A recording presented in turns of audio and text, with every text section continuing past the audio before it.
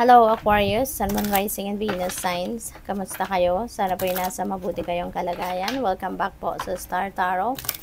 Kung bago kayo rito, welcome din kayo. Thank you for your support. I truly appreciate it. God bless you all. Aquarius, paunang mensahe po ninyo, High Priestess.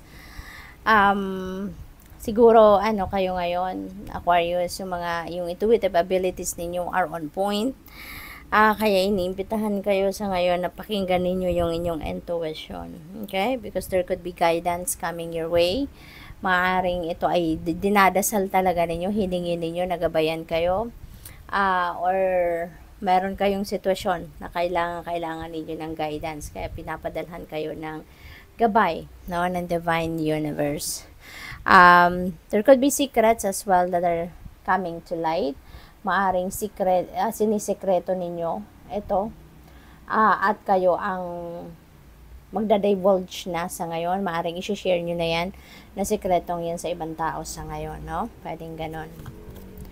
The Devil in reverse. Ayan. So this is good, no? Kasi you are reclaiming your power over yourself, no? You are releasing yourself from this unhealthy attachment, no? Magde-detach na kayo from your addiction, obsession, no, yung attachment niyo into something or someone na hindi naman nakakabuti sa inyo, yung ganon. So siguro you're going to realize na it's about time na to release yourself from that unhealthy attachment, no.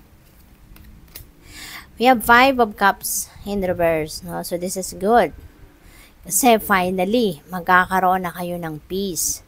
Mararamdaman mo na yung peace of mind, peace sa inyong kalooban. Maaring nagkaroon kayo ng hindi rin pagkakaintindihan with another person in the past. Maaring meron kayong frustration with something or with someone, at makaka-recover na kayo sa ngayon, no? Magi-improve na ang inyong pakiramdam, magi-improve na ang inyong sitwasyon sa ngayon. You'd be able to forgive na yourself, no, and even the people na have caused pain sa inyo or nakapagdulot ng hindi yung nakapagdulot ng sama ng loob sa inyo, no. You are going to recover from that na, at mapapatawad mo na rin sila. So muli, magiging masaya ka na. Okay?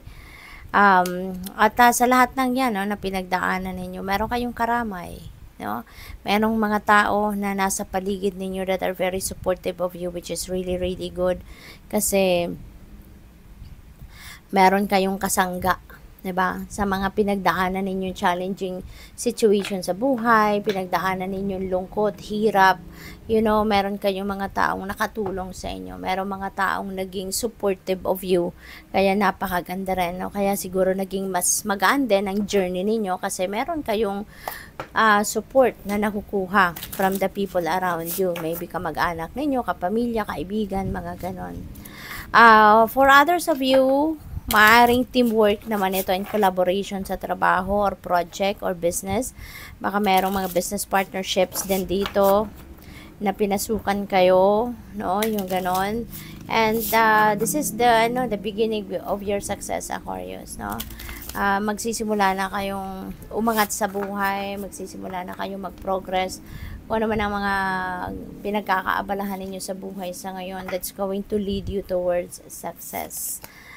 Change maker, make waves. Ayan, you're going to start changing your life, no? Yung pag-release nyo lang ng sarili ninyo from this unhealthy attachment, napakalakas ng loob nyo na para magawa ninyo yan, diba? Naglakas ng loob kayo dyan para magawa ninyo, because that's not easy to release yourself from such attachment, diba?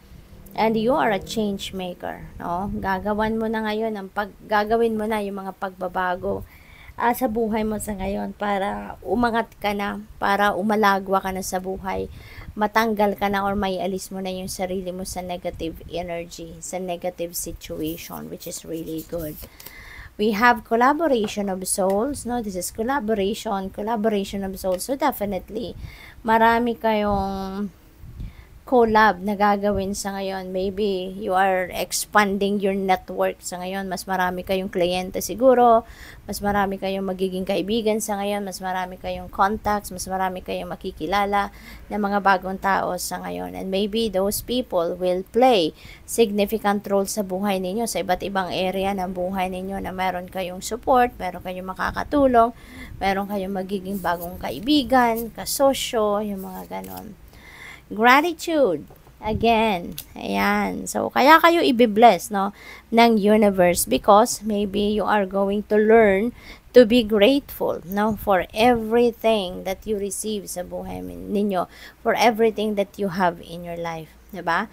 Kasi yung gratitude na yan, parang susi natin yan sa pinto or sa floodgates, no, ng abundance, ng prosperity and blessing sa buhay natin.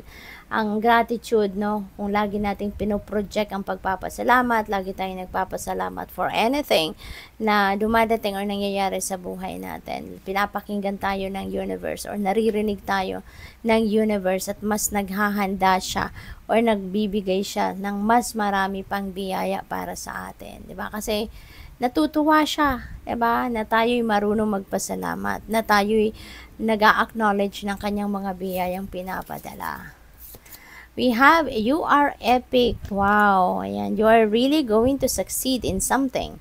Dito, meron kayong pagtatagumpayan. Maaari, diba? Sabi ko rito, this is the beginning of your success. Kaya definitely, maaaring unti-unti, meron na kayong makukuha or makikitang bunga ng inyong pagsisikap sa ngayon. At yung tagumpay ninyo, tagumpay din ng mga nakakatulong ninyo dyan. At ang tagumpay ng mga nakakatulong ninyo is also your tagumpay. No? So, hindi lang ikaw dito yung epic, kundi pati na rin yung mga nakakasama mo, yung mga kakolab mo sa kung anumang project or trabaho itong ginagawa ninyo. So, good luck. Thank you for watching. Love and light. Namaste.